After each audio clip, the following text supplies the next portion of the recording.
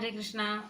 Hare Krishna. Om Namo Bhagavate Vasudevaya. Om Namo Bhagavate Vasudevaya. Om Namo Bhagavate Vasudevaya. Om Ajnana Timirantasya Jnananjana Shalakaya Chakshurunmilitam Yena Tasmai Shri Gurave Namah.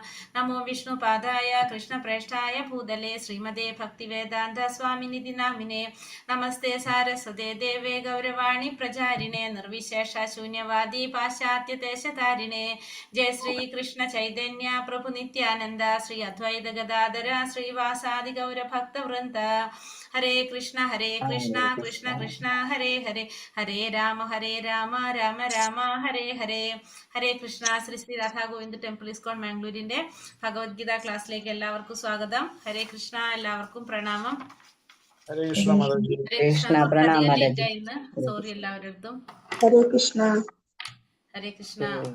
കുറച്ച് ദിവസമായി വിചാരിക്കുന്നു, പക്ഷെ നടക്കുന്നുണ്ടായിരുന്നില്ല, അതുകൊണ്ടാട്ടോ. മാതാജി, ആ നാരദ മഹർഷി പറഞ്ഞു കൊടുക്കുന്ന ആർക്കാണെന്ന് പറഞ്ഞത് എല്ലാരും കൂടി ബഹളം ഉണ്ടാക്കിയപ്പോ കേട്ടു. കയാതുവിന് പറഞ്ഞു കൊടുക്കുന്നത് അല്ലേ? അതായത് പ്രഹ്ലാദന്റെ അമ്മയ്ക്ക്. ഇങ്ങനെയുള്ള മാതാജിമാരൊക്കെ വരുമ്പോ അവര് പറയുമ്പോ നമ്മുടെ ആങ്സൈറ്റി കൊണ്ട് ആൾക്കാർ ചാടി കയറി പറയുമ്പം അവരുടെ ഒരു ഫ്ലോ നിൽക്കും. അല്ല, അത് നമ്മളൊക്കെ എത്രയും സീനിയേഴ്സും ആണ്, ഭക്തന്മാരും ആണ്. ഒരാൾ പറയാനിരിക്കുമ്പം അവരിപ്പോ മാതാജി പറയുമ്പോൾ തന്നെ മാതാജിയുടെ വാക്കുകൾ കേട്ടില്ല വെച്ചെങ്കിൽ മാതാജിയുടെ ഫ്ലോ പോവും. അതിപ്പോ നമ്മൾ പറയുമ്പോൾ അത് ആക്ഷേപമായിട്ട് തോന്നിയിട്ട് പറഞ്ഞിട്ട് കാര്യമില്ല. സാരില്ല, നമുക്ക് ഇവിടെ ചോദിക്കാം സംശയങ്ങൾ. അവരങ്ങനെ പറഞ്ഞോട്ടെ, ഞാനും ഇങ്ങനെ പറഞ്ഞുകൊണ്ടിരിക്കാം, അതല്ലേ ഇപ്പൊ പറ്റുള്ളൂ. മാതാജി പറയുമ്പോ നമുക്കത് കേൾക്കാനാണ് നമ്മൾ ഇരിക്കുന്നത്, നമ്മൾ പറയാനല്ലോ. ശരി തന്നെ, അപ്പോഴൊക്കെ എല്ലാരും ഉണ്ടല്ലോ പറഞ്ഞിട്ട് നമുക്ക് മനസ്സിലാവും. അല്ല, അത് കുഴപ്പമില്ല, നമുക്ക് ഇവിടെ അതാ ഞാൻ പ്രഭുവിനോട് പറഞ്ഞു, ഇവിടെ ചോദിച്ചാൽ നമുക്ക് ഇവിടെ ക്ലിയർ ആക്കാന്നുള്ളത്. ഇവിടെ ചോദിക്കുമ്പോ അവര് പറയുന്നത് കേൾക്കില്ലല്ലോ മാതാജി. അതല്ല, ഇവിടെ ചോദിക്കാന്ന് പറഞ്ഞു. അത് ഞാൻ ഒരു സെപ്പറേറ്റ് ആക്കിയിട്ട് ചെയ്യാം, ലൈവ് വേറെ ആക്കിയിട്ട് തരാം കേട്ടോ, ചെയ്തുതരാം. വളരെ നല്ല കാര്യങ്ങളാണ് പറയുന്നത്. അപ്പൊ അവര് ആ ഫ്ലോയിൽ ഇങ്ങനെ പറയുമ്പം അവരുടെ വിസ്റ്റം അല്ലെങ്കിൽ അവരുടെ അനുഭവം അതിങ്ങനെ ഫ്ലോയിൽ പറയുമ്പോ അതിനിടയ്ക്ക് നമ്മൾ 10 കാര്യങ്ങൾ പറയുമ്പോ ആ ഫ്ലോ പോയിട്ട് വേറെ കാര്യം പിന്നെ അവര് പറയുക. ഇല്ല, ഇത് എന്തായാലും ആക്കി തരാം പ്രഭു. കാരണം ഇതിപ്പോ കുറച്ച് ദിവസമായിട്ട് നമ്മൾ ഇതിനൊരു സെറ്റിംഗ് ഉണ്ടാക്കായിരുന്നു, മുഴുവൻ സ്ലൈഡ്സ് ഒക്കെ ആക്കി ഒരു PDF PPT ഉണ്ടാക്കി. ഇത് കാരണം ഇതിപ്പോ എല്ലാ ക്ലാസ്സിലും നമ്മളൊരു അവയർനെസ് കൊടുക്കാൻ വേണ്ടിയിട്ട് പ്രഭു പറഞ്ഞിട്ടാണ്, നമ്മനിഷ്ട പ്രഭു പറഞ്ഞിട്ട് ഇപ്പൊ നമ്മൾ ചെയ്യുന്നതാണത്. അപ്പോൾ എന്തായാലും ഇപ്പൊ നമ്മളെ അടുത്ത ഭാഗവതം ക്ലാസ്സിലും ഒക്കെ ചെയ്യും. അപ്പൊ എന്തായാലും അതിന്റെ റെക്കോർഡ് പറഞ്ഞു പ്രഭു. ഇപ്പൊ മാതാജി എടുത്ത ഭാഗവതത്തിന്റെ ബുക്കിനെ പറ്റിയിട്ട് ഈ ക്ലാസ്സിൽ ഒരു 15 നിമിഷം 15 മിനിറ്റ് പറഞ്ഞു തരികയാണെങ്കിൽ ഞങ്ങൾക്ക് ഒന്ന് ഇതായി. ഓരോ നമ്മളെ ക്ലാസ്സിൽ ഞാൻ പറയാം, സെപ്പറേറ്റ് പറയാം. ഇന്ന് നമുക്ക് അധ്യായം തീർക്കാം, എന്നിട്ട് ഞാനിട്ട് ഇപ്പൊ വേറെ ദിവസം നോക്കിയിട്ട് പറഞ്ഞുതരാം കേട്ടോ. ഹരേ കൃഷ്ണ. സ്ലൈഡ് വെച്ചിട്ട് തന്നെ ഷെയർ ചെയ്തുതരാം നിങ്ങൾക്ക്. ഹരേ കൃഷ്ണ. അപ്പോ നമ്മൾ അധ്യായത്തിലേക്ക് പോകാം. നമുക്കിന്ന് കുറെ സമയം പോയില്ല. നമ്മള് 18ാമത്തെ നമ്മൾ ഇന്നലെ എന്തൊക്കെയോ പറഞ്ഞത് ജസ്റ്റ് ഒന്ന് ഓടിച്ച് പറഞ്ഞേക്ക്, ഞാൻ ഷെയർ ചെയ്യുന്നത് വരെ.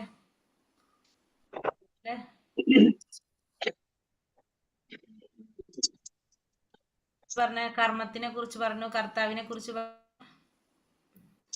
പിന്നെ ബുദ്ധിയൊക്കെ പറഞ്ഞില്ലേ ഇന്നലെ?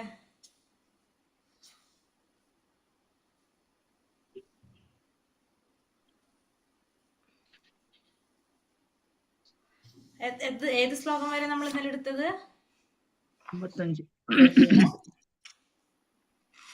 എത്ര മാതാജി? 53 വരെ അല്ലേ മാതാജി? 55 വരെ എടുത്തു. 55 ആണോ? അത് 53. 55 വരെ. ദർശന മാതാജിക്ക് അറിയാം. 55 വരെ എടുത്തല്ലേ? അതായത് ഭക്തിയുടെ സേവനം കൊണ്ട് മാത്രമേ ഭഗവാൻ അറിയാനായിട്ട് സാധിക്കുള്ളൂ, ഭക്തിയിലൂടെ മാത്രമേ ഭഗവാനെ പ്രാപിക്കാനായിട്ട് സാധിക്കുള്ളൂ എന്ന്. അതായത് ഭഗവാനെ കുറിച്ചുള്ള പൂർണ്ണ ബോധം നേടുമ്പോഴാണ് നമുക്ക് ഭഗവാന്റെ സാമ്രാജ്യത്തിലേക്ക് പ്രവേശിക്കാനായിട്ട് സാധിക്കുന്നത്. അതുവരെയാണ് നമ്മൾ നിർത്തിയിട്ടുണ്ടായിരുന്നത്. ഇനി 56 മുതലുള്ള ശ്ലോകത്തിലേക്ക് 12ാമത്തെ ശ്ലോകം. ഹരേ കൃഷ്ണ. ഓം നമോ ഭഗവതേ വാസുദേവായ. സർവകർമാണ്യപി സതാ കുർവാണോ മദ്വ്യപാശ്രയഃ മത്പ്രസാദാദവാപ്നോതി ശാശ്വതം പദമവ്യയം. ഏതു തരം പ്രവൃത്തികളിൽ ഏർപ്പെട്ടിരുന്നാലും എന്നെ മാത്രം ആശ്രയിക്കുന്ന എന്റെ വിശുദ്ധ ഭക്തൻ എന്റെ കാരുണ്യത്താലും സംരക്ഷണത്താലും അനശ്വരവും ശാശ്വതവുമായ എന്റെ ധാമം പ്രാപിക്കും. അപ്പൊ ഏത് തരത്തിലുള്ള പ്രവൃത്തിയിൽ ഏർപ്പെട്ടിരുന്നാലും ശരി, ഭഗവാനെ മാത്രം ആശ്രയിക്കുക. എന്റെ വിശുദ്ധ ഭക്തൻ, അങ്ങനെയുള്ള ഭഗവാന്റെ ഭക്തൻ ഭഗവാന്റെ കാരുണ്യം കൊണ്ടും സംരക്ഷണം കൊണ്ടും എന്ത് സാധിക്കും? അനശ്വരമായിട്ടുള്ളതും ശാശ്വതമായിട്ടുള്ള ഭഗവാന്റെ ധാമത്തെ പ്രാപിക്കാനായിട്ട് അങ്ങനെ ഒരു ഭക്തന് സാധിക്കും. മദ്വ്യപാശ്രയ എന്നതിന് പരമപുരുഷന്റെ സംരക്ഷണത്തിൽ എന്നർത്ഥം. മദ്വ്യപാശ്രയ എന്ന് വെച്ചാല് ഭഗവാന്റെ സംരക്ഷണത്തിൽ, ഭൗതിക കൽമഷങ്ങളിൽ നിന്നും മോചനം ലഭിക്കുവാൻ വേണ്ടി വിശുദ്ധ ഭക്തൻ ഭഗവാന്റെയോ ഭഗവാന്റെ പ്രതിനിധിയായ ആധ്യാത്മിക ഗുരുവിന്റെയോ നിർദ്ദേശം അനുസരിച്ച് പ്രവർത്തിക്കുന്നു. അപ്പോ ശുദ്ധ ഭക്തന്റെ ഒരു സാന്നിധ്യത്തിലൂടെ, അല്ലെങ്കിൽ എന്താണ് പറയുക, നമുക്ക് ഭൗതികമായിട്ടുള്ള മാലിന്യങ്ങളിൽ നിന്ന് നമുക്ക് മോചനം ലഭിക്കാനായിട്ട് ഒന്നുകിൽ ഒരു ശുദ്ധ ഭക്തന്റെ അല്ലെങ്കിൽ ഭഗവാന്റെ കാരുണ്യം കൊണ്ട് സാധിക്കും. അതായത് ഭഗവാന്റെ പ്രതിനിധി, അതാണ് ശുദ്ധ ഭക്തൻ. അങ്ങനെയുള്ള ഗുരുവിന്റെ സാന്നിധ്യത്തിൽ നമുക്ക് എന്ത് സാധിക്കും? ഒരു ശുദ്ധ ഭക്തനാകാനായിട്ട്, ഒരു വിശുദ്ധ ഭക്തനാകാനായിട്ട് നമുക്ക് സാധിക്കും. ഭഗവാന്റെ അല്ലെങ്കിൽ ഭഗവാന്റെ പ്രതിനിധി ആയിട്ടുള്ള ഒരു ശുദ്ധ ഭക്തൻ അല്ലെങ്കിൽ ഒരു ഗുരുവിന്റെ നിർദ്ദേശം അനുസരിച്ച് നമുക്ക് പ്രവർത്തിക്കുകയാണെങ്കിൽ നമുക്ക് എന്ത് സാധിക്കും? ഈ ഭൗതികമായ മാലിന്യങ്ങളിൽ നിന്ന് മോചനം ലഭിക്കാനും ഒരു ശുദ്ധ ഭക്തനാകാനായിട്ടും സാധിക്കും. ചേതസാ സർവകർമാണി മയി സന്യസ്യ മത്പരഃ ബുദ്ധിയോഗമുപാശ്രിത്യ മച്ചിത്ത സതതം ഭവ. സകല കർമ്മങ്ങളിലും എന്നെ ആശ്രയിക്കൂ, എന്നിട്ട് എന്റെ സംരക്ഷണത്തിൽ സദാ പ്രവർത്തിക്കുക. അങ്ങനെയുള്ള ഭക്തിയുടെ സേവനത്തിൽ എന്നെ പറ്റിയുള്ള പൂർണ്ണ ബോധവും ഉണ്ടായിരിക്കണം. അപ്പൊ സകല കർമ്മങ്ങളിലും എന്ത് ചെയ്യണം? ഭഗവാനെ ആശ്രയിക്കണം. അപ്പൊ നമ്മൾ ചെയ്യുന്ന എല്ലാ കർമ്മവും ഭഗവാന് സമർപ്പിച്ചുകൊണ്ടായിരിക്കണം നമ്മൾ ചെയ്യേണ്ടത്, ഭഗവാനെ സ്മരിച്ചുകൊണ്ടായിരിക്കണം നമ്മൾ ചെയ്യേണ്ടത്. അങ്ങനെ ഭഗവാന്റെ സംരക്ഷണത്തിൽ സദാ ഭഗവാന്റെ സംരക്ഷണത്തിൽ ഇരിക്കുക. അങ്ങനെ ഭക്തിയുടെ സേവനത്തിൽ എന്നെ പറ്റിയിട്ടുള്ള പൂർണ്ണ ബോധവും ഉണ്ടായിരിക്കണം. അപ്പൊ നമ്മൾ എപ്പോഴും ഭഗവാനെ പറ്റിയിട്ടുള്ള ഒരു പൂർണ്ണ ബോധം നമ്മളുള്ളിൽ ഉണ്ടായിരിക്കണം. മച്ചിത്ത സർവദുർഗാണി മത്പ്രസാദ തരിഷ്യസി അഥ ചേത്തോമഹങ്കാരൻ നാശോഷ്യസി വിനക്ഷസി. എന്നെ കുറിച്ച് ബോധവാനായിരുന്നാൽ നിനക്ക് എന്റെ പ്രസാദം കൊണ്ട് തന്നെ ബദ്ധജീവിതത്തിന്റെ സകല ക്ലേശങ്ങളെയും അതിജീവിക്കാൻ കഴിയും. ആ ബോധത്തോടെ പ്രവർത്തിക്കാതെ മിഥ്യാഹങ്കാരം കൊണ്ട് എന്റെ അഭിമതം അനുസരിക്കാതെ പോയാലാകട്ടെ നാശമാണ് ഫലം. അപ്പൊ എന്നെ കുറിച്ച് ബോധവാനായിരുന്നാല്, ഭഗവാനെ കുറിച്ചുള്ള ഒരു ബോധമുണ്ടെങ്കിൽ ഭഗവാന്റെ പ്രസാദം കൊണ്ട് തന്നെ നമുക്ക് എന്ത് സാധിക്കും? ഭഗവാന്റെ കാരുണ്യം കൊണ്ട് തന്നെ ഈ ബദ്ധ ജീവിതത്തിലെ സകല ക്ലേശങ്ങളെയും അതിജീവിക്കാനായിട്ട് സാധിക്കും. അല്ലാതെ മിഥ്യാഹങ്കാരം കൊണ്ട് ഭഗവാനെ അനുസരിക്കാതിരുന്നാലോ നാശമായിരിക്കും നമുക്ക് ഫലം. അതായത് എപ്പോഴും ഭഗവാനെ കുറിച്ചുള്ള ഒരു ബോധം, നമ്മുടെ അവബോധം ഭഗവാനായിരിക്കും. അപ്പൊ നമുക്ക് എന്താണ്? നമ്മൾ ചെയ്യുന്ന എല്ലാ കർമ്മങ്ങളും എല്ലാതും ഭഗവാന് സമർപ്പിച്ചുകൊണ്ട് ഭഗവത് സ്മരണയോടുകൂടി നമ്മൾ ചെയ്യും. സ്വാഭാവികമായിട്ടും ഭഗവാന്റെ കാരുണ്യം നമുക്ക് കിട്ടും. നമ്മുടെ ജീവിതത്തിലെ എല്ലാ ക്ലേശങ്ങളെയും അതിജീവിക്കാൻ അത് കാരണമാവുകയും ചെയ്യും. അല്ലെങ്കിൽ നമുക്ക് നാശമായിരിക്കും ഫലം. കൃഷ്ണാവബോധത്തോടെ പ്രവർത്തിക്കാത്തവർ ഭൗതികതയുടെ ചുഴിക്കൂത്തിൽ സ്വയം നഷ്ടപ്പെട്ടു പോകുന്നു. സംസാര സമുദ്രത്തിൽ ജനന മരണങ്ങളിൽ പെട്ട് വലയുന്നു. ചെയ്യേണ്ടതും ചെയ്യരുതാത്തതും എന്തെന്നും ബദ്ധജീവാത്മാവിന് അറിഞ്ഞുകൂടാ. കൃഷ്ണാവബോധം ഉദിച്ചവനാകട്ടെ പ്രവൃത്തി സ്വാതന്ത്ര്യം ലഭിക്കുന്നു. അയാൾ ചെയ്യുന്നതെന്തും ഹൃദയസ്ഥനായ കൃഷ്ണന്റെ പ്രേരണയനുസരിച്ചും ആധ്യാത്മിക ഗുരുവിന്റെ സ്ഥിരീകരണത്തോടു കൂടിയുമായിരിക്കും. അപ്പൊ കൃഷ്ണാവബോധത്തോടെ പ്രവർത്തിക്കാത്തവര് ഭൗതികതയുടെ ചുഴിക്കുത്തില് സ്വയം നഷ്ടപ്പെട്ടു പോകും. സ്വാഭാവികമായിട്ടും കൃഷ്ണാവബോധത്തോടെ പ്രവർത്തിക്കാന്ന് വെച്ചാല് ഏതൊരു സമയവും ഭഗവാനെ കുറിച്ച് ചിന്തിക്കുക, ഭഗവത് സ്മരണയോടെ ഭഗവാനെ ഓർത്തുകൊണ്ട് നമ്മൾ എല്ലാ പ്രവർത്തികളും ചെയ്യുന്നു. അല്ലാത്തവർക്ക് എന്താ സംഭവിക്കുന്നത്? ഭൗതികതയുടെ ആ ചുഴിക്കുത്തിലേക്ക് എല്ലാവരും ഭൗതികതയിലേക്ക് പോകും. അപ്പൊ നമ്മൾ സ്വയം നഷ്ടപ്പെട്ടു പോകാണ്. നമ്മുടെ ആ ഒരു ബോധം തന്നെ എന്താണ്? ഭഗവാനെ കുറിച്ച് ആ ഒരു ബോധം ഇല്ലാതാകാണ്. ഭൗതികമായിട്ടുള്ള കാര്യങ്ങളിലേക്ക് മുഴുകുമ്പോൾ ഈ സംസാര സമുദ്രത്തിൽ ജനനമരണത്തിൽ പെട്ട് വലയേണ്ടതായിട്ടും ചെയ്യേണ്ടതും ചെയ്യരുതാത്തത് എന്തെന്ന് ബദ്ധജീവാത്മാവിന് അറിഞ്ഞുകൂടാ. കൃഷ്ണാവബോധം ഉദിച്ചവനാകട്ടെ പ്രവൃത്തി സ്വാതന്ത്ര്യം ലഭിക്കുന്നു.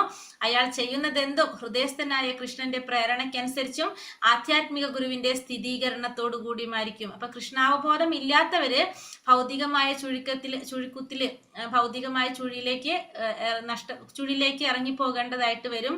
അവർക്ക് പിന്നെന്താ സംഭവിക്കുന്നത്? ഈ ജനന മരണ ചക്രത്തില് അതിൽ പെട്ട് ആ സമുദ്രത്തില് സംസാര സാഗരത്തില് ജനന മരണത്തിൽപ്പെട്ട് വലയും. അവർക്ക് എന്തറിയാൻ സാധിക്കില്ല? എന്താണ് ചെയ്യേണ്ടത്, എന്താണ് ചെയ്യാൻ പാടില്ലാത്തൊന്നും അവർക്ക് അറിയാൻ സാധിക്കില്ല. നേരെ മറിച്ച് കൃഷ്ണാവബോധത്തോടെ പ്രവർത്തിക്കുന്നവനാണെങ്കിലോ പ്രവർത്തി സ്വാതന്ത്ര്യം ഉണ്ടാകും. ചെയ്യുന്നതെല്ലാം ഭഗവാന് വേണ്ടിയിട്ട് സമർപ്പിച്ച് ചെയ്യുന്നത് കൊണ്ടും പിന്നെ ആരുടെ ഒരു മേൽനോട്ടം അവിടെ ഉണ്ടാവും? ഒരു ആധ്യാത്മിക ഗുരുവിന്റെ മേൽനോട്ടത്തോടെയായിരിക്കും ആ പ്രവർത്തികളെല്ലാം ചെയ്യുന്നതും. യദഹങ്കാരമാശ്രിത്യ നായോത്സ്യ ഇതി മന്യസേ മിഥൈഷ്യ വ്യവസായസ്തേ പ്രകൃതിം സ്വാനിയാക്ഷതി. എന്റെ നിർദ്ദേശത്തെ അനുസരിക്കുന്നില്ലെങ്കിൽ, യുദ്ധം ചെയ്യുന്നില്ലെങ്കിൽ നീ വഴിപിഴച്ചു പോകും. മാത്രമല്ല നിന്റെ സ്വഭാവം പ്രകൃതിയാൽ നീ യുദ്ധത്തിൽ ഏർപ്പെടുക തന്നെ വേണം. അപ്പൊ ഇവിടെ പറയാണ്, അർജുനനോട് എന്താ പറയണത്?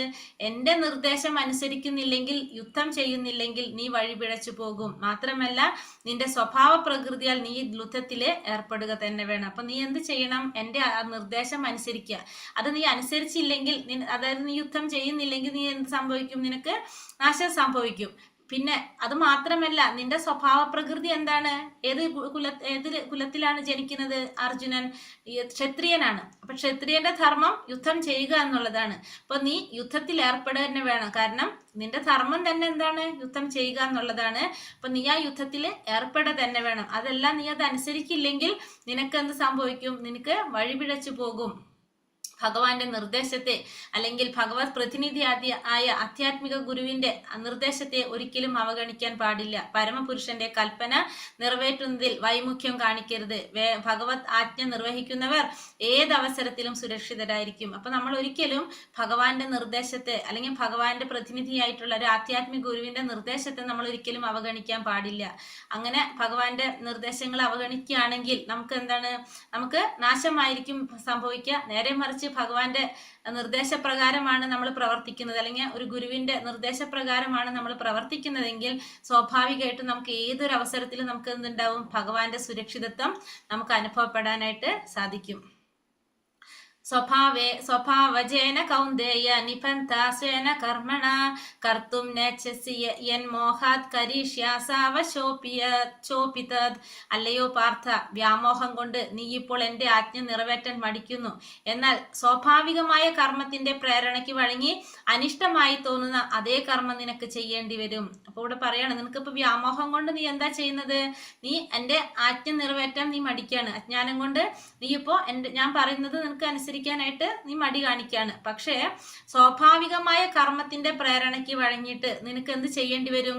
സ്വാഭാവികമായിട്ട് നീ പ്രവൃത്തി ചെയ്യാനായിട്ട്, കർമ്മം ചെയ്യാനായിട്ട് നീ ആ കർമ്മത്തിന്റെ പ്രേരണയ്ക്ക് വഴങ്ങിയിട്ട് നിനക്ക് ഇഷ്ടമായിട്ടില്ലാത്ത കാര്യം, അനിഷ്ടമായിട്ട് കാര്യം, അതേ കർമ്മം നിനക്ക് ചെയ്യേണ്ടി വരും. അപ്പൊ സ്വാഭാവികമായിട്ടൊരു കർമ്മത്തിന്റെ നമ്മൾ ചെയ്യേണ്ട ഒരു കർമ്മം ഉണ്ട് അല്ലെ? ആ കർമ്മത്തിന്റെ പ്രേരണയ്ക്ക് വഴങ്ങിയിട്ട് നിനക്ക് ഇഷ്ടമില്ലാത്ത അതേ കർമ്മം തന്നെ നിനക്ക് ചെയ്യേണ്ടതായിട്ട് വരും ചെയ്യും. ഇപ്പോ അജ്ഞത കൊണ്ട് ഞാൻ പറയുന്നത് അനുസരിക്കാൻ നിനക്ക് മടി തോന്നുന്നുണ്ട്. പക്ഷെ നിന്റെ ധർമ്മം എന്താണ്? യുദ്ധം ചെയ്യുക എന്നുള്ളതാണ്. അപ്പോൾ ആ കർമ്മം നിനക്ക് എന്ത് ചെയ്യേണ്ടി വരും? സ്വാഭാവികമായിട്ടുള്ള ഒരു കർമ്മത്തിന്റെ പ്രേരണയ്ക്ക് വഴങ്ങി നിനക്ക് ഇഷ്ടമില്ലാത്ത അതേ പ്രവൃത്തി തന്നെ നിനക്ക് ചെയ്യേണ്ടതായിട്ട് വരും. അടുത്ത ഭാഗം. ഈശ്വര സർവഭൂതാനാം ഹൃദയേശാർജുന തിഷ്ഠതി ഭ്രാമയൻ സർവഭൂതാനി യന്ത്രാരൂഢാനി മായയ. അർജുന, പരമപുരുഷൻ എല്ലാവരുടെയും ഹൃദയത്തിൽ കുടികൊള്ളുകയും ഭൗതിക ശക്തി 61 മാതാജി. അർജുന, പരമപുരുഷൻ എല്ലാവരുടെയും ഹൃദയത്തിൽ കുടികൊള്ളുകയും ഭൗതിക ശക്തിയാൽ നിർമ്മിതമായ യന്ത്രത്തിൽ എന്ന പോലെ സ്ഥിതി ചെയ്യുന്ന ജീവാത്മാക്കളുടെ ഭ്രമണത്തെ നിയന്ത്രിക്കുകയും ചെയ്യുന്നു. അപ്പൊ ഭഗവാൻ, പരമപുരുഷനായിട്ടുള്ള ഭഗവാൻ, ദിവ്യോത്തമ പുരുഷൻ, എല്ലാവരുടെ ഹൃദയത്തിലും ഭഗവാൻ കുടികൊള്ളുന്നു. പിന്നെ എങ്ങനെയാണ്? ഭൗതിക ശക്തിയാൽ നിർമ്മിതമായ യന്ത്രത്തിൽ എന്ന പോലെ. എപ്രകാരമാണോ ഒരു യന്ത്രം പ്രവർത്തിക്കുന്നത്, ആ യന്ത്രത്തെ പോലെ ജീവാത്മാക്കളുടെ ഭ്രമണത്തെ നിയന്ത്രിക്കുന്നത് ആരാണ്? ഭഗവാൻ. അപ്പൊ ഭഗവാൻ എല്ലാവരുടെ ഹൃദയത്തിൽ കുടികൊണ്ടുകൊണ്ട് ഭൗതിക ശക്തി കൊണ്ട് നിർമ്മിച്ച ഒരു യന്ത്രം പ്രവർത്തിക്കുന്ന പോലെ ഭഗവാൻ എല്ലാ ജീവാത്മാക്കളുടെയും ഭ്രമണത്തെ നിയന്ത്രിക്കുന്നു. ഉഗ്രവേഗതയിലുള്ള ഒരു കാറിൽ സഞ്ചരിക്കുന്നവൻ വേഗത കുറഞ്ഞ ഒന്നിൽ സഞ്ചരിക്കുന്നതിനേക്കാൾ വേഗത്തിൽ പോകുന്നു. കാർ ഓടിക്കുന്ന വ്യക്തികൾ ഏതു തരക്കാരാണെന്നത് പ്രശ്നമല്ല. ഇക്കാര്യത്തിൽ ഓരോ ജീവാത്മാവും അതിന് മാത്രം അനുയോജ്യമായ ഒരു ശരീരമാണ് പരമാത്മാവിന്റെ പ്രേരണ മൂലം പ്രകൃതി നൽകുന്നത്. ആ ജീവന്റെ ജന്മാന്തര തൃഷ്ണകൾക്കനുസരിച്ച് പ്രവർത്തിക്കാനുള്ള സാഹചര്യങ്ങൾ ഉണ്ടാക്കുകയാണ് അതിന്റെ ഉദ്ദേശം. അപ്പൊ നമ്മളൊരു കാറിൽ പോകണം പറയണല്ലേ, ഉഗ്രവേഗതയുള്ള വേഗത്തിൽ പോകുന്ന ഒരു കാറിൽ സഞ്ചരിക്കുന്ന വ്യക്തി വേഗത കുറഞ്ഞ കാറ് സഞ്ചരിക്കുന്നതിനേക്കാൾ വേഗത ഒരു കാറ് ഏതായിരിക്കും, വേഗത കൂടിയതിനായിരിക്കും. അതിൽ കാർ ഓടിക്കുന്ന വ്യക്തി ഏത് തരക്കാരാണെന്നുള്ള പ്രശ്നമില്ല. അതേപോലെ തന്നെയാണ് ഓരോ ജീവാത്മാവും. അതിന് അനുയോജ്യമായിട്ടുള്ള ഒരു ശരീരം നമുക്ക് ചെയ്ത പൂർവ്വജന്മത്തിൽ ചെയ്ത കർമ്മത്തിന്റെ അടിസ്ഥാനത്തിൽ ഭഗവാന്റെ പ്രേരണ മൂലം പ്രകൃതി നമുക്ക് നൽകുന്നത് അങ്ങനെ ഒരു ശരീരം നമുക്ക് കിട്ടും. ആ ശരീരം എങ്ങനെയാണ് പറഞ്ഞത്, ജന്മജന്മാന്തര തൃഷ്ണകൾക്കനുസരിച്ച് പല ജന്മങ്ങളിലുള്ള നമ്മുടെ ആഗ്രഹങ്ങൾക്കനുസരിച്ച് പ്രവർത്തിക്കാനുള്ള ഒരു സാഹചര്യം ഉണ്ടാക്കുക എന്നുള്ളതാണ് ഇതിന്റെ ഉദ്ദേശം. ഒരു ജീവാത്മാവ് ചെയ്യാനായിട്ട് ശ്രമിക്കുന്നത്. അപ്പോൾ നമ്മൾ പൂർവ്വജന്മങ്ങളിൽ ചെയ്യുന്ന കർമ്മത്തിന്റെ അടിസ്ഥാനത്തിലായിരിക്കും നമുക്ക് ആ ഒരു ശരീരം കിട്ടുന്നത്. അപ്പൊ അതിനുശേഷം നമ്മുടെ ആഗ്രഹങ്ങൾക്കനുസരിച്ച് പ്രവർത്തിക്കാനുള്ള ഒരു സാഹചര്യം ഉണ്ടാക്കിയെടുക്കുക എന്നുള്ളതാണ് അവിടെ അതിന്റെ പ്രധാന ഉദ്ദേശം വരുന്നത്. തമേവ ശരണം ഗച്ഛ സർവഭാവേന ഭാരത തത് പ്രസാദാത് പരാം ശാന്തി സ്ഥാനം പ്രാപ്സ്യാസി ശാശ്വതം. ഹേ ഭാരത, ആ പരമപുരുഷനെ ആത്മാർപ്പണം ചെയ്യൂ. അവിടുത്തെ പ്രസാദം കൊണ്ട് നീ പരമമായ ശാന്തി നേടൂ, ശാശ്വതമായ പരമപദം പ്രാപിക്കും. അപ്പോൾ ഇവിടെ പറയണം, അങ്ങനെയുള്ള പരമപുരുഷനായ ഭഗവാന് എന്ത് ചെയ്യാ, ആത്മാർപ്പണം ചെയ്യാം. അപ്പൊ അങ്ങനെ ഭഗവാന്റെ പ്രസാദം കൊണ്ട് തന്നെ നിനക്ക് പരമമായ ശാന്തി നേടാനും പരമപദം പ്രാപിക്കാനും സാധിക്കും. ആത്മാർപ്പണം ചെയ്യാനാ പറയുന്നത്. അതായത് നമ്മുടെ ആത്മാവും ശരീരവും മനസ്സും ശരീരവും ആത്മാവും എല്ലാം ഭഗവാന് സമർപ്പിക്കുക. അങ്ങനെ ഭഗവാന്റെ പ്രസാദം കൊണ്ട് കാരുണ്യം കൊണ്ട് നമുക്ക് പരമമായ ശാന്തി നേടാനും പരമമായ ശാശ്വതമായിട്ടുള്ള ആ പരമപദം പ്രാപിക്കാനും നമുക്ക് സാധിക്കും. ഇതി തേ ജ്ഞാനമാഖ്യാതം ഗുഹ്യാത് ഗുഹ്യതരം മയാ വിമൃശൈതദശേഷേണ യഥേച്ഛസി തഥാ കുരു. ഇപ്രകാരം അതിരഹസ്യമായ ജ്ഞാനമാണ് ഞാൻ നിനക്ക് വിവരിച്ചു തന്നത്. ഇനി സമഗ്രമായി ആലോചിച്ചതിന് ശേഷം ഹിതമെന്ന് തോന്നുന്നതെന്തോ അത് ചെയ്യുക. അപ്പോ ഇപ്രകാരം ഞാൻ നിനക്ക് ഭയങ്കര രഹസ്യമായിട്ടുള്ള കാര്യങ്ങളാണ് ഞാൻ നിനക്ക് ഇപ്പോൾ ഇവിടെ വിവരിച്ചു തന്നിരിക്കുന്നത്. ഇനി നീ എന്ത് ചെയ്യാ, ആലോചിക്കുക. സമഗ്രമായിട്ട് ആലോചിച്ചതിന് ശേഷം ഇതിലേതാണോ ഹിതമെന്ന്, എന്താണോ ഹിതമെന്ന് തോന്നുന്നത് അത് നീ ചെയ്യുക.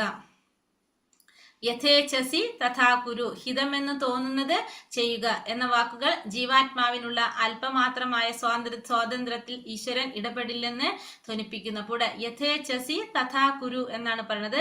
നിനക്ക് ഹിതമെന്ന് തോന്നുന്നത് എന്തോ അത് മാത്രം ചെയ്യുക എന്നാണ് പറയുന്നത്. അപ്പൊ ജീവാത്മാവിന്റെ അല്പമാത്രമായിട്ടുള്ള ആ സ്വാതന്ത്ര്യത്തിൽ ആരിടപെടുന്നില്ല, ഭഗവാൻ ഇടപെടുന്നില്ല. അപ്പൊ എല്ലാ കാര്യങ്ങളും നമുക്ക് പറഞ്ഞു തന്നു, മനസ്സിലാക്കി തന്നു. ഇനി നിനക്ക് ഹിതമെന്ന് തോന്നുന്നത് എന്തോ അത് നീ ചെയ്യുക. അപ്പൊ നമ്മൾ ചെയ്യുന്ന ഓരോ പ്രവർത്തിക്കും അതിൽ ആരും ഇടപെടുന്നില്ല, ഭഗവാൻ ഇടപെടുന്നില്ല, നമ്മൾ മാത്രമാണ് അതിന് ഉത്തരവാദി.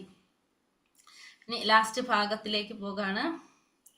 സർവഗുഹ്യതമം ഭൂയ ശൃണു മേ പരമം വചഃ ഇഷ്ടോസി മേ ദൃഢാമിതി തഥോ വക്ഷ്യാമി തേ ഹിതം. എനിക്ക് എത്രയും പ്രിയപ്പെട്ട സുഹൃത്തായതിനാലാണ് പരമഗുഹ്യമായി ജ്ഞാനം, സർവോത്തമമായി ഉപദേശം നിനക്ക് നൽകുന്നത്.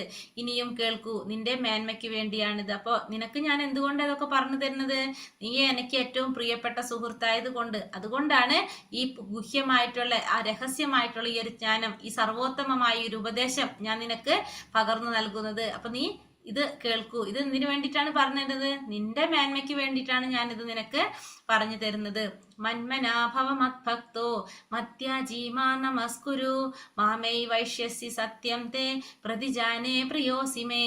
എപ്പോഴും എന്നെ ഓർക്കുക, എന്റെ ഭക്തനാവുക, എന്നെ ആരാധിക്കുകയും പ്രണമിക്കുകയും ചെയ്യുക. ഇങ്ങനെ ചെയ്തു പോന്നാൽ നിശ്ചയമായും നിനക്ക് എന്നെ പ്രാപിക്കാം. ഞാൻ തീർത്തു പറയുന്നു, എന്തെന്നാൽ എനിക്ക് പ്രിയപ്പെട്ടവനാണ് നീ. അപ്പൊ എന്ത് പറയണം ഭഗവാനോട്, എപ്പോഴും എന്നെ ഓർക്കണം, എന്റെ ഭക്തനാവണം, എന്നെ ആരാധിക്കണം, എന്നെ പ്രണമിക്കണം. അത് ഭഗവാൻ പറഞ്ഞില്ലേ, ഭഗവാന്റെ ഭക്തനാവണം, ഭഗവാൻ ഓർക്കണം, ഭഗവാന്റെ ഭക്തനാവുക, ഭഗവാൻ ആരാധിക്കുക, ഭഗവാനെ പ്രണമിക്കുക. അങ്ങനെ ചെയ്തു പോന്നാൽ നിശ്ചയമായിട്ട് നിനക്ക് എന്ത് സാധിക്കും, എന്നെ പ്രാപിക്കാൻ സാധിക്കും.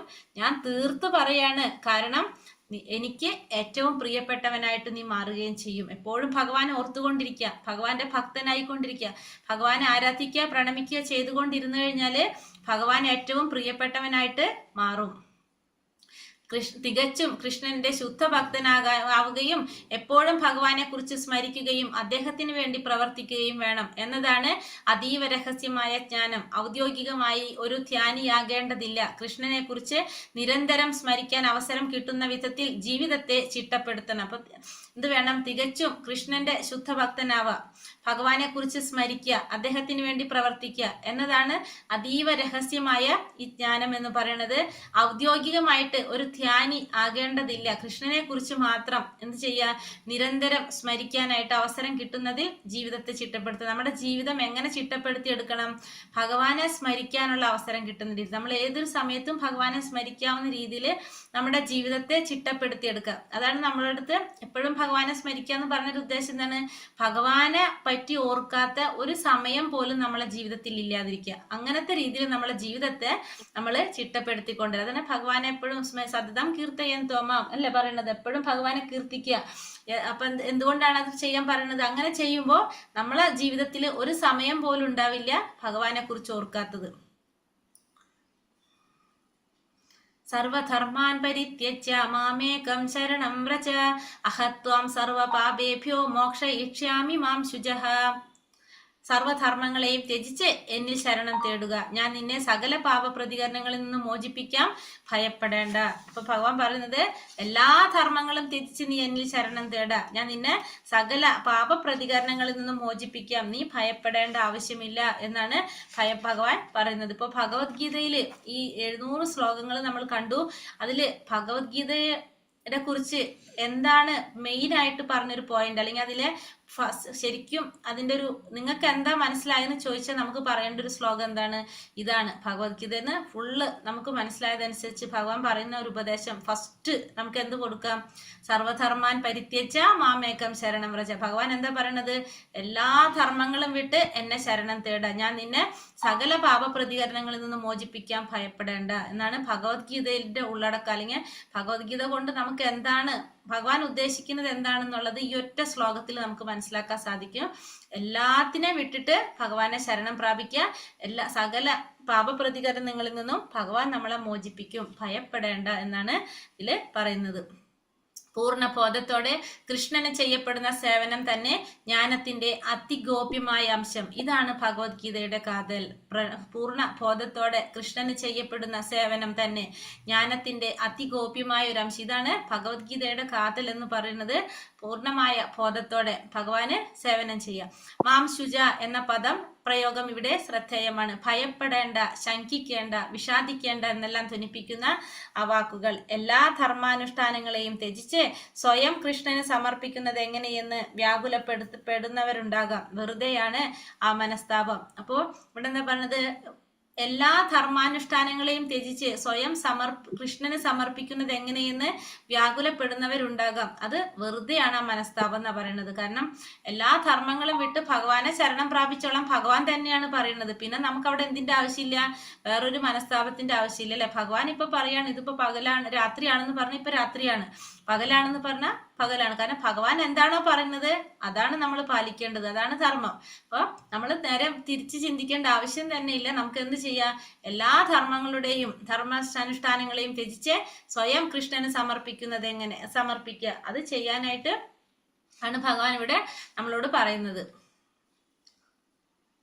ഇദം തേ നാതപസ്കായ നാഭക്തായ കഥാചന നാശുശ്രൂഷവേ വാച്യം നച മാം യോപ്യസൂയതി. തപസ്സോ ഭക്തിയോ ഇല്ലാത്തവർക്കും ഭക്തി സേവന കർമ്മത്തിൽ ഏർപ്പെടാത്തവർക്കും എന്നോട് അസൂയയുള്ളവർക്കും രഹസ്യമായി ജ്ഞാനം ഉപദേശിക്കരുത്. ഇനി ഭഗവാൻ പറയുന്നത് ആർക്കൊന്നും ഉപദേശിക്കാൻ പാടില്ല? ഭക്തി ഇല്ലാത്തവർക്ക്, ഭക്തിയുടെ സേവനത്തിൽ ഏർപ്പെടാത്തവർക്ക്, ഭഗവാനോട് അസൂയുള്ളവർക്കൊന്നും ഈ രഹസ്യമായ ജ്ഞാനം ഉപദേശിക്കാനായിട്ട് പാടില്ല. അവിശ്വാസികൾക്ക് ഭഗവത്ഗീതയെക്കുറിച്ചോ കൃഷ്ണനെ കുറിച്ചോ അറിവുണ്ടാവുക സാധ്യമല്ല തന്നെ. ആധികാരികതയുള്ള ഒരു ഉത്തമ ഭക്തനിൽ നിന്ന് കൃഷ്ണന്റെ യാഥാർത്ഥ്യം അറിയുന്നതിന് മുമ്പ് ആരും ഭഗവത്ഗീതയെ വ്യാഖ്യാനിക്കാൻ ശ്രമിക്കരുത്. അപ്പൊ ഒരിക്കലും ഭഗവത്ഗീതയുടെ നമ്മൾ സ്വന്തമായിട്ടൊരു വ്യാഖ്യാനത്തിന് നമ്മൾ ഒരിക്കലും ശ്രമിക്കാനായിട്ട് പാടില്ല. കാരണം ഒരു ആധികാരികതയുള്ള ഒരു ഉത്തമ ഭക്തനിൽ നിന്ന് ഭഗവാനെ കുറിച്ച് യാഥാർത്ഥ്യത്തിൽ മനസ്സിലാക്കിയിട്ട് വേണം നമ്മൾ ഭഗവത്ഗീതയെ കുറിച്ച് പറയാനായിട്ട്. അപ്പൊ അല്ലാതെ പിന്നെ മാത്രല്ല വിശ്വാസമില്ലാത്തവർക്ക് ഭഗവാനെ കുറിച്ചോ ഭഗവത്ഗീതയെ കുറിച്ചോ അറിവുണ്ടാവില്ല എന്ന് മാത്രമല്ല, അവർക്കത് പറഞ്ഞു കൊടുക്കരുതും എന്നാണ് ഇവിടെ ഭഗവാൻ പറയുന്നത്. യാ ഇദം പരമം ഗുഹ്യം മത്ഭക്തോഷാഭിധാസ്യതി ഭക്തിമയീം പരാകൃത്വ മാമേ വൈഷ്യത്യ സംശയഃ. പരമരഹസ്യമായി ജ്ഞാനത്തെ എന്റെ ഭക്തന്മാർക്ക് ഉപദേശിക്കുന്നവൻ ശുദ്ധ ഭക്തിയുടെ സേവനം സുനിശ്ചിതമാണ്. അവസാനം അയാൾ എന്നിലേക്ക് തിരിച്ചെത്തുകയും ചെയ്യും. അപ്പൊ ഈ പരമരഹസ്യമായ ഒരു ജ്ഞാനം അത് ഭഗവാന്റെ ഭക്തന്മാർക്ക് ഉപദേശിക്കുന്നവൻ എങ്ങനെയാണ്? ശുദ്ധ ഭക്തിയുടെ സേവനം നിശ്ചിതമാണ്. അപ്പൊ ആരാണോ ഭഗവാനെ കുറിച്ചുള്ള ഈ രഹസ്യമായ ഈ ജ്ഞാനം ഭക്തന്മാർക്ക് ഉപദേശിക്കുന്നത്, അവരെന്താ? ശുദ്ധ ഭക്തിയുടെ സേവനം അവർക്ക് സുനിശ്ചിതമാണ്. അവസാനം ആ വ്യക്തി എവിടേക്ക് എത്തും? ഭഗവാനിലേക്ക് തിരിച്ചെത്തുകയും ചെയ്യും. അവിശ്വാസികൾക്ക് ഭഗവത്ഗീത ഇത് പറഞ്ഞത് അല്ലെ. നച തസ്മാൻ മനുഷ്യേഷു കശ്ചിൻ മേ പ്രിയ കൃത്തമഃ ഭവിതാ നച മേ തസ്മാത് അന്യ പ്രിയതരോ ഭുവി. അങ്ങനെയുള്ള ഒരു ഭൃത്യനേക്കാൾ എനിക്ക് പ്രിയങ്കരനായിട്ട് ഈ ലോകത്തിൽ മറ്റൊരാളില്ല, ഇനി ഒരിക്കലും ഉണ്ടാവുകയില്ല. അപ്പോൾ ഈ ഭഗവാനെ കുറിച്ചുള്ള ഈ ശാസ്ത്രം അത് ഭക്തന്മാരിൽ മറ്റുള്ളവർക്ക് എത്തിച്ചു കൊടുക്കുന്നവനാണ് ഭഗവാൻ ഏറ്റവും പ്രിയപ്പെട്ടവൻ എന്ന് പറഞ്ഞു. അങ്ങനെയുള്ള ഒരു ഭൃത്യനേക്കാൾ ഭഗവാന് പ്രിയങ്കരനായിട്ട് ഈ ലോകത്തിൽ മറ്റൊരാളില്ല, ഇനി ഒരിക്കലും ഉണ്ടാകാനും പോകുന്നില്ല അങ്ങനെ ഒരു വ്യക്തി. അപ്പോൾ ഭഗവാനെ കുറിച്ച് മറ്റുള്ളവർക്ക് പറഞ്ഞു കൊടുക്കുന്നവനാണ് ഭഗവാൻ ഏറ്റവും പ്രിയപ്പെട്ടവൻ. ആത്യക്ഷതേ ച യാ ഇമം ധർമ്മ്യം സംവാദമാവയോ ജ്ഞാനയജ്ഞേന തേനാഹം ഇഷ്ടസാമ്യതി മേ മതിഃ. നമ്മൾ തമ്മിൽ നടത്തുന്ന പാവനമായ ഈ സംഭാഷണം പഠിച്ചറിയുന്നവർ ബുദ്ധി കൊണ്ട് എന്നെ ആരാധിക്കുകയാണ് ചെയ്യുന്നതെന്ന് ഞാൻ പ്രഖ്യാപിക്കുന്നു. അപ്പൊ ഭഗവാൻ പറയാണ്, ആരാണോ ഭഗവാനും അർജുനനും തമ്മിൽ നടത്തുന്ന ഈ സംഭാഷണം പഠിക്കുന്നവർ, അവരെന്താ ചെയ്യുന്നത്? ബുദ്ധി കൊണ്ട് ഭഗവാൻ ആരാധിക്കുകയാണെന്ന് ഭഗവാൻ ഇവിടെ പ്രഖ്യാപിക്കുകയാണ്. ശ്രദ്ധാവാനന്തസൂയശ്ച ശൃണുയാതപി യോ നരഃ സോപി മുക്തശുഭാം ലോകാൻ പ്രാപ്നുയാത് പുണ്യകർമ്മണം. അസൂയ തീണ്ടാതെയും വിശ്വാസത്തോടു കൂടിയും ഇത് ശ്രദ്ധിക്കുന്നവൻ പാപപ്രതികരണങ്ങളിൽ നിന്നും മുക്തനായി പുണ്യാത്മാക്കൾ വാഴുന്ന ശുഭങ്ങളായ ലോകങ്ങളിലെത്തും. അപ്പൊ അസൂയ ഇല്ലാതെ വിശ്വാസത്തോടു കൂടി ആരാണോ ഈ ഭഗവാന്റെ ഈ വാണി ശ്രദ്ധിക്കുന്നത് ആരാണോ, അങ്ങനെയുള്ള ഒരു വ്യക്തിക്ക് ഈ പാപപ്രതികരണങ്ങളിൽ നിന്നും മുക്തനാകാനും പുണ്യാത്മാക്കൾ വാഴുന്ന ശുഭകരമായിട്ടുള്ള ലോകത്തിലേക്ക് എത്താനായിട്ടും സാധിക്കും. വിശ്വാസത്തോടു കൂടി അസൂയ ഇല്ലാതെ. ഇപ്പൊ ഭഗവാനെ കുറിച്ച് കേൾക്കും തോറും അർജുനന് ഭഗവാനോടുള്ള ഒരു ഭക്തി കൂടി വരാണ് ചെയ്യണം. ഒരിക്കൽ പോലും ഭഗവാനോട് ആർക്ക് അസൂയ തോന്നിയിട്ടില്ല? അർജുനൻ അസൂയ തോന്നിയിട്ടില്ല. അപ്പൊ അതേപോലെ ഭഗവാൻ അർജുനനെ പോലെ ഭക്തിയോടുകൂടി വിശ്വാസത്തോടു കൂടിയാണ് നമ്മൾ ഭഗവത്ഗീത മനസ്സിലാക്കാൻ ശ്രമിക്കുന്നതെങ്കിൽ നമുക്ക് എന്ത് സാധിക്കും? പാപപ്രതികരണങ്ങളിൽ നിന്നെല്ലാം മുക്തനായിട്ട് പുണ്യാത്മാക്കൾ വാഴുന്ന ശുഭങ്ങളായ ലോകങ്ങളിലേക്ക് എത്തിച്ചേരാനായിട്ട് സാധിക്കും. കച്ചിദേതാച്യുതം പാർത്ഥ ത്വത്തൈകാഗ്രേണ ചേതസ കച്ചിദജ്ഞാന സമ്മോഹ പ്രണാഷ്ടാസ്തേ ധനഞ്ജയ. കുന്തിപുത്രനായ ധനഞ്ജയ, നീ ഇതെല്ലാം ശ്രദ്ധയോടുകൂടി കേട്ടില്ലേ? അജ്ഞാനത്തിൽ നിന്നുള്ളവായ നിന്റെ വ്യാമോഹം ഇപ്പോൾ നീങ്ങിയില്ലേ? അപ്പൊ അർജുനനോട് ചോദിക്കാണ്, ഞാൻ ഈ പറഞ്ഞ കാര്യങ്ങളെല്ലാം നീ ശ്രദ്ധയോടുകൂടി നീ കേട്ടില്ലേ? അപ്പൊ നിനക്ക് അജ്ഞാനം കൊണ്ട് നിനക്കുണ്ടായിട്ടുള്ള ഈ വ്യാമോഹം അതൊക്കെ നിന്റെ ഇപ്പോ മാറിയില്ലേ എന്ന് ചോദിക്കാണ്. ഭഗവത്ഗീത ഒരു കവിയോ നോവലിസ്റ്റോ എഴുതിയ സാധാരണ പുസ്തകമല്ല. പരമദിവ്യോത്തമ പുരുഷൻ പറഞ്ഞതാണ്. കൃഷ്ണനിൽ നിന്നോ അഥവാ ഭഗവാന്റെ പ്രതിപുരുഷനായ ഒരു യഥാർത്ഥ ആധ്യാത്മിക ഗുരുവിൽ നിന്നോ ഈ ഉപദേശങ്ങൾ കേൾക്കാൻ ഭാഗ്യമുണ്ടായവൻ മുക്തനാകുമെന്നുറപ്പാണ്. അയാൾ അജ്ഞാന തമസിൽ നിന്ന് മോചിതനാകും. അപ്പൊ ഇത് സാധാരണ ഒരു പുസ്തകമല്ല ഭഗവത്ഗീത എന്ന് പറയുന്നത്. അത് ഒരു കവിയോ അല്ലെങ്കിൽ ഒരു നോവലിസ്റ്റോ എഴുതിയ സാധാരണ പുസ്തകമല്ല. ഇതാരാണ്? ഭഗവാൻ, പരമദിവ്യോത്തമ പുരുഷനായ ഭഗവാനാണ് ഇത് പറഞ്ഞിരിക്കുന്നത്. ഭഗവാൻ അർജുനന് നൽകിയ ഉപദേശം, അർജുനന് കൊടുത്ത ഉപദേശം അർജുനന് മാത്രമല്ല എല്ലാ ജീവാത്മാക്കൾക്കും കൂടി ഉള്ളതാണത്. അപ്പൊ നമ്മുടെ ജീവിതത്തിലെ എല്ലാ പ്രശ്നങ്ങൾക്കുള്ള പരിഹാരം നമുക്ക് എവിടെ കിട്ടുന്നുണ്ട്? ഭഗവത്ഗീതയിൽ പറയുന്നുണ്ട്. ഭഗവാൻ ഓരോ താളിലും ഭഗവാനാണ് പരമദിവ്യോത്തമ പുരുഷനെന്നും ഭഗവാനെ മനസ്സിലാക്കി പ്രവർത്തിക്കുന്നവർക്ക്, നമ്മൾ ചെയ്യുന്ന പ്രവർത്തികളെല്ലാം ഭഗവാനെ സ്മരിച്ചുകൊണ്ട് ഭഗവാന് വേണ്ടി ചെയ്യുന്നവർക്ക് എന്താണ്? ഭഗവാൻ അവരുടെ കൂടെ ഉണ്ടാകുന്നു ഭഗവാൻ പറയുന്നുണ്ട്. പറയുന്നുണ്ടല്ലോ, അവർക്ക് വേണ്ട സുരക്ഷിതത്വം ഭഗവാൻ നൽകുന്നു നമ്മൾ കണ്ടു. അപ്പോൾ അങ്ങനെ ഭഗവാൻ പറഞ്ഞ വാക്കുകൾ ഭഗവാനിൽ നിന്നോ അല്ലെങ്കിൽ ഭഗവാന്റെ പ്രതിനിധികളിൽ നിന്ന്, ആധ്യാത്മിക ഗുരുവിൽ നിന്നും നമുക്ക് ഈ ഒരു ഉപദേശം കേൾക്കാൻ ഭാഗ്യമുണ്ടായി കഴിഞ്ഞാൽ നമുക്ക് മുക്തനാകുമെന്ന് ഉറപ്പാണ്. അയാൾ അജ്ഞാന തമസിൽ നിന്ന് മോചിതനാകും. അവർക്കൊരിക്കലും എന്തുണ്ടാവില്ല, അന്ധകാരത്തിൽ നിന്ന് മോചിതനാകാനായിട്ട് ആ വ്യക്തിക്ക് സാധിക്കും. അപ്പൊ അർജുന ഉവാച നഷ്ടോ മോഹ സ്മൃതിർലബ്ധ ത്വത്പ്രസാദാന്മയാച്യുത സ്ഥിതോസ്മി ഗത സന്ദേഹ കരിഷ്യേ വചനം തവ. അപ്പൊ എന്താ അർജുനൻ പറയുന്നത്? പ്രിയപ്പെട്ട കൃഷ്ണ, ഹേ അച്യുത, ഇപ്പോൾ എൻ്റെ വ്യാമോഹം തീർന്നു.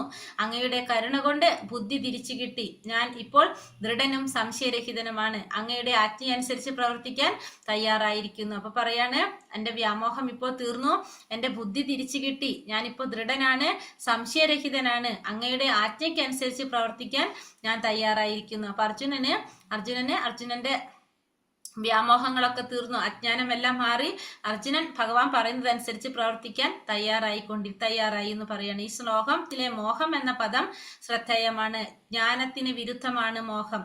എല്ലാ ജീവാത്മാക്കളും എന്നത്തേക്കും ഭഗവത് ദാസന്മാരാണെന്ന ബോധം തന്നെ യഥാർത്ഥ ജ്ഞാനം. അപ്പൊ നമ്മളെ യഥാർത്ഥ ജ്ഞാനം എന്ന് പറയുന്നത് നമ്മൾ എന്താണ്? ഭഗവാന്റെ ദാസന്മാരാണ്. നമ്മളെല്ലാവരും ഭഗവാന്റെ ദാസന്മാരാണ് എന്നുള്ളതാണ് യഥാർത്ഥ നമ്മുടെ ജ്ഞാനം എന്ന് പറയുന്നത്. ആ നില മറന്ന് താൻ ആരുടേതായും ദാസനല്ലെന്ന് ഭൗതിക ലോകത്തിന്റെ ഉടമയാണെന്നും ജീവാത്മാവ് വിശ്വസിക്കുന്നു. ഭഗവാന്റെയോ ഉത്തമ ഭക്തന്റെയോ കരുണയുണ്ടായാൽ ഈ മോഹം ഒഴിയും. അപ്പൊ നമ്മൾ അത് മറന്നുപോയി. നമ്മളത് മറന്നിട്ട് ഈ ഭൗതിക ലോകത്തിൽ വന്നപ്പോ നമ്മൾ എന്താ ചിന്തിക്കുന്നത്? ഈ ഭൗതിക ലോകത്തിന്റെ ഉടമ നമ്മളാണ്, നമ്മൾ ആരുടെ ദാസന്മാരല്ല എന്ന് നമ്മൾ ചിന്തിക്കുന്നു. അപ്പൊ അത് മാറുന്നത് എങ്ങനെയാണ്? ഒരു ഭഗവാന്റെ അല്ലെങ്കിൽ ഭഗവാന്റെ ഉത്തമ ഭക്തന്റെ കാരുണ്യം കൊണ്ട് നമുക്കത് മാറ്റിയെടുക്കാനായിട്ട് സാധിക്കും. സഞ്ജയ ഉവാച ഇത്യഹം വസുദേവസ്യ പാർത്ഥസ്യ ച മഹാത്മനഃ സംവാദമിമശ്രൗഷ അദ്ഭുതം രോമഹർഷണം. അപ്പൊ സഞ്ജയൻ പറഞ്ഞു, ഇപ്രകാരം മഹാത്മാക്കളായ കൃഷ്ണാർജുനന്മാർ തമ്മിൽ നടന്ന ഈ സംഭാഷണം ഞാൻ കേട്ടു. അത്ഭുതകരമായ സന്ദേശം എന്നെ കോൾമയർ കൊള്ളിക്കുന്നു. പിന്നെ സഞ്ജയൻ പറയാണ്, ഇപ്രകാരം അർജുനനും ഭഗവാനും തമ്മിൽ നടത്തിയ സംഭാഷണം ഞാൻ കേട്ടു. ഈ അത്ഭുതകരമായ സന്ദേശം എന്നെ കോൾമയർ കൊള്ളിക്കുന്നു.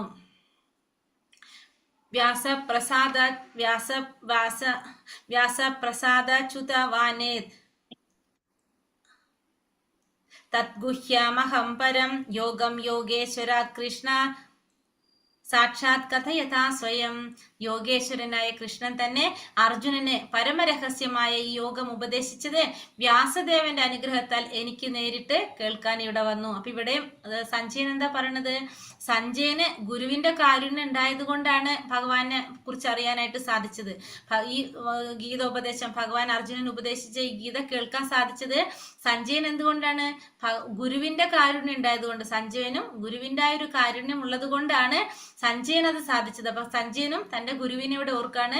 ഗുരുവിന്റെ കാരുണ്യം ഇല്ലാതെ നമുക്ക് എന്ത് സാധിക്കില്ല? ഭഗവാനെ കുറിച്ച് അറിയാനോ ഭഗവാനെ കാണാനോ അറിയാനോ നമുക്ക് സാധിക്കുന്നില്ല. അപ്പൊ ഇവിടെ സഞ്ജയനും അത് കഴിഞ്ഞത് എന്തുകൊണ്ടാണ്?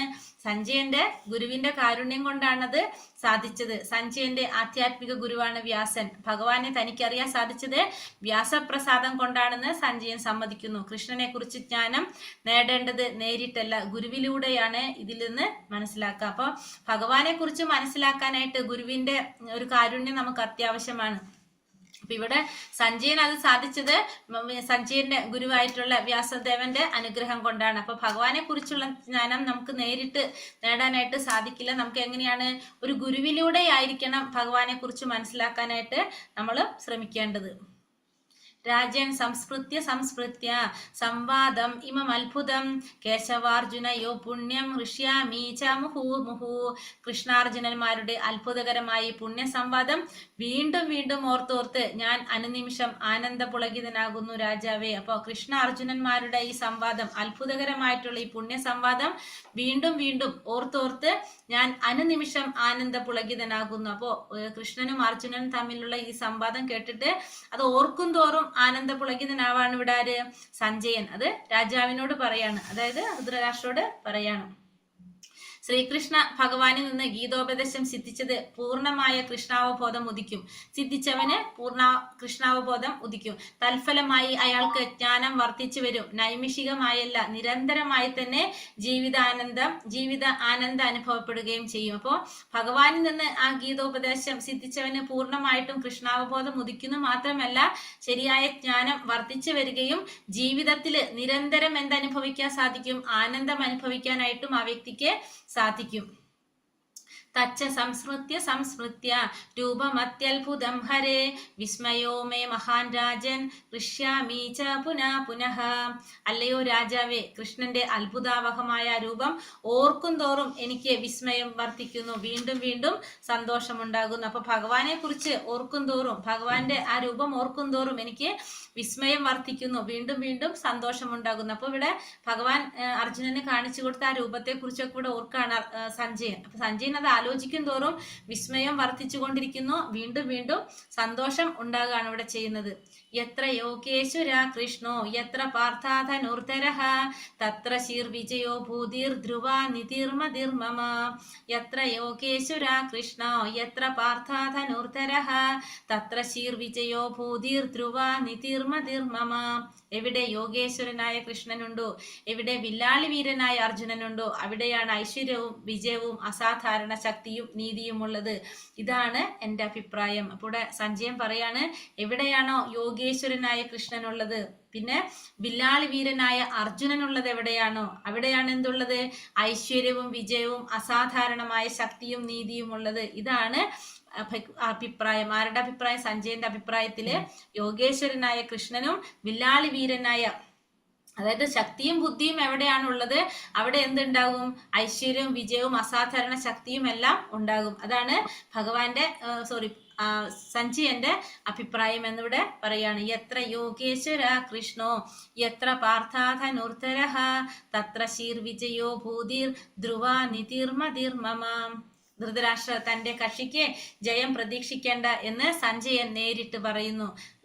കൃഷ്ണൻ കൂടെയുള്ളത് കൊണ്ട് അർജുനന്റെ കക്ഷി ജയിക്കുമെന്ന് ഉറപ്പിക്കാം. കൂടെ ധൃതരാഷ്ട്ര അവർക്ക് പ്രതീക്ഷ വേണ്ട, വിജയം ഉണ്ടാവില്ല എന്നുള്ളത് സഞ്ജയൻ നേരിട്ട് പറയാണ്. കൃഷ്ണൻ കൂടെയുള്ളത് കൊണ്ട് അർജുനൻ ജയിക്കുമെന്ന് ഉറപ്പിക്കാം എന്നിവിടെ സഞ്ജയൻ ധൃതരാഷ്ട്രോട് പറയാണ്. ഭഗവത്ഗീതയിൽ 5 പ്രധാന വിഷയങ്ങളാണ് ചർച്ച ചെയ്യപ്പെടുന്നത്. ഒന്ന്, പരമദിവ്യോത്തമ പുരുഷനായ ഭഗവാൻ ശ്രീകൃഷ്ണനെ കുറിച്ച്, ഭൗതിക പ്രകൃതിയെ കുറിച്ച്, ജീവാത്മാവിനെ കുറിച്ച്, ശാശ്വതമായ കാലത്തെക്കുറിച്ച്, കർമ്മത്തെക്കുറിച്ച്. ഇവ 5ഉം ഭഗവാൻ കൃഷ്ണനെ ആശ്രയിച്ചാണ് നിലനിൽക്കുന്നത്. അപ്പൊ ഇതെല്ലാം നിലനിൽക്കുന്നത് ആരെ ആശ്രയിച്ചാണ്? ഭഗവാനെ ആശ്രയിച്ചാണ് ഇതെല്ലാം നിലനിൽക്കുന്നത്. ഹരേ കൃഷ്ണ കൃഷ്ണ കൃഷ്ണ ഹരേ ഹരേ, ഹരേ രാമ രാമ രാമ ഹരേ ഹരേ. പഞ്ചാകൽപത രൂപേശ്ച കൃപാ സിന്ധോഭ്യവ ച പതിതാനാം പാവനേഭ്യോ വൈഷ്ണവേഭ്യോ നമോ നമ. അനന്തകോടി വൈഷ്ണവൃന്ദി കി ജയ്, ശ്രീല പ്രഭുപാദ് കി ജയ്, ഗുരുദേവ് കി ജയ്, നിതായ ഗൗരപ്രമാനന്ദേ. ഹരി ഹരി ബോൽ. ഹരേ കൃഷ്ണ. സർവം കൃഷ്ണാർപ്പണമസ്തു. ഓം തത്സത്. ഹരേ കൃഷ്ണ. ക്വസ്റ്റ്യൻ ആൻസർ ഉണ്ടാവുമല്ലോ അല്ലെ നമുക്ക് ഇതിന്റെ? ഹരേ കൃഷ്ണ. 14ാമത്തെ ക്വസ്റ്റ്യൻ മുതൽ 14 തൊട്ടോ?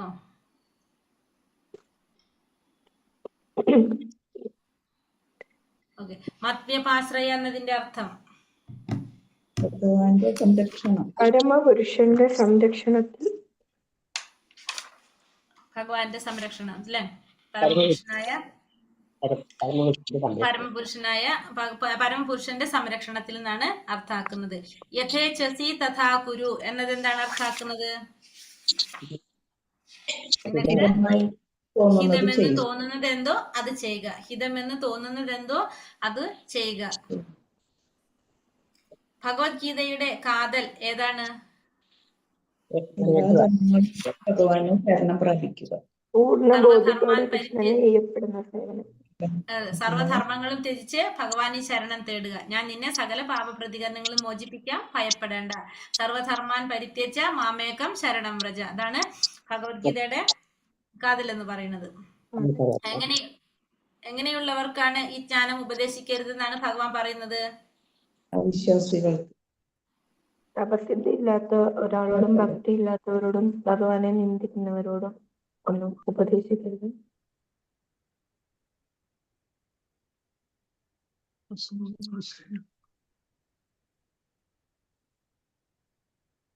എങ്ങനെയുള്ളവർക്കാണ് പറഞ്ഞത് ഉപദേശിക്കരുതെന്ന് പറഞ്ഞ ഭക്തി ഇല്ലാത്തവർക്ക് അല്ലെ, ഭഗവാനോട് അസൂയുള്ളവർക്ക്, അങ്ങനെയാണോ പറഞ്ഞതല്ലേ? അതെ അതെ. അവിടെ അസൂയുള്ളവർക്കും ഭക്തിയില്ല. ഭക്തി ഇല്ലാത്തവരോടും ഭഗവാനെ ഭക്തിയുടെ നിന്ദിക്കുന്നവരോടും. സേവനത്തിൽ ഏർപ്പെട്ടവർക്കൊന്നും ഈ ജ്ഞാനം, ഈ രഹസ്യമായ ജ്ഞാനം ഉപദേശിക്കാനായിട്ട് പാടില്ല. കൃഷ്ണനെ കുറിച്ചുള്ള ജ്ഞാനം നേടേണ്ടത് എങ്ങനെയായിരിക്കണം? ഗുരുവിലൂടെ. ഗുരുവിലൂടെ ആയിരിക്കണം ഭഗവാനെ കുറിച്ചുള്ള ജ്ഞാനം നേടാനായിട്ട് ശ്രമിക്കേണ്ടത്.